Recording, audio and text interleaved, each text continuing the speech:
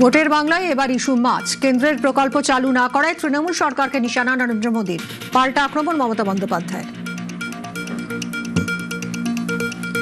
अपने 15 साल के शासन में भी टीएमसी आपको मछली तक नहीं दे पाई है, वो भी बाहर से लानी पड़ रही है। বাংলায় এসে মাছ উৎপাদন শেখাচ্ছেন আমাদের। আমরা 80% মাছ উৎপাদন করি বাংলায়। আপনাকে বাংলার মাছ নিয়ে ভাবতে হবে না। অন্য রাজ্যে বাংলার মাছ খাওয়া কেন বন্ধ করেছেন তার উত্তর আগে দিন। 21-এ নন্দীগ্রামের পর 26-এ ভবানীপুরে জয়। হুঙ্কার মোদীর। নাম বাদের জবাব দেবে মানুষ। পাল্টা চ্যালেঞ্জ মমতার।